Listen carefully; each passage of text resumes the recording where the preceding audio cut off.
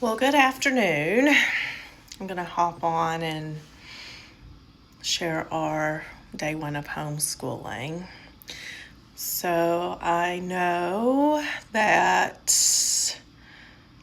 homeschooling is not for everyone, but sometimes those decisions have to be made. I'm going to share a little bit of our story, and I don't know if some of you can make connections to it or if you've been in the same boat. But I am a teacher. I have actually taught in the classroom for 16 years. I resigned in May so that we could homeschool our children. We have a 6th grader and an 8th grader this year. Our 8th grader has had some struggles through schooling due to ADHD and just some learning disabilities. He struggles with reading and math and just concepts. As a classroom teacher, I know how important it is to follow students' IEPs and plans that are put into place to help these students be successful. Over my 16 years of teaching, I have seen a lot of different IEPs and kids needing services within my classroom, which I have made those adjustments for those students to be successful.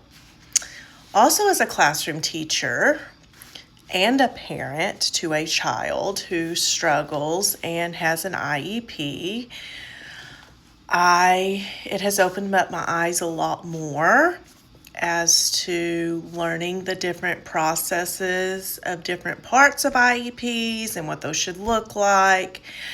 And the higher up they go, how things change and how accommodations and visuals and just all those things change over time.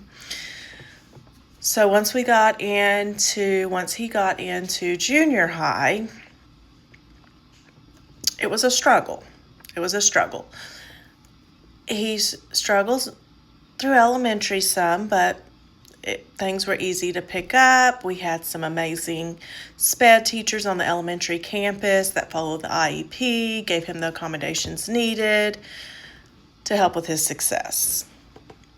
Now, once we got into junior high, 6th grade was a little bit rocky, but we were like, okay, first year middle school, new time mom to a middle schooler, we've got to learn these kinks. So we went through the year. Again, me being an educator, I was that mom that was emailing teachers and checking in when he would get a failing grade or he didn't understand something, to follow up with what accommodations were they doing in the classroom to follow his IEP. He had some amazing 6th grade teachers. Things went pretty well. After I made some interaction with some things and they became aware that I was going to be on top of it and that I do check up on those things. So we got through the 6th grade year. 7th grade came. Things, of course, got harder. There was more rigor in the work, which as a teacher, with education and curriculum, things are just getting harder and harder and harder. And a lot of it nowadays just is not developmentally appropriate for kids in certain grade levels. And what I mean by that is, when we have this curriculum that's a little more challenging, and we have students that have IEPs and accommodations that need to be followed for them to be successful with this curriculum that is more rigorous, when we don't follow those IEPs and the needs of kids, there's no success being made. Last year for our son and myself as an educator was very, very rough. He struggled the whole year. The IEP and accommodations were not being followed. Now, I'm not to say that that was in all of his classes, but a good majority of his classes, his IEP was not being followed. I would follow up on it. I would contact tracking teacher. We had the annual art in the fall. Needless to say, I had to call 4 more follow-up ARDS meetings through the year just because things were not improving. And I understand, me being an educator, that was rough for me because I'm remaining professional and doing what I know is right and right as a parent for my child. The struggles we saw were not only exhausting here at home between him and us. Unfortunately, when you see the failing grades and assignments not getting completed and turned in, we follow up on that. We ask him, hey, you had a missing here, you got a 0, what's going on? His words most of the time would be, I don't know what you're talking about, or I didn't know how to do it.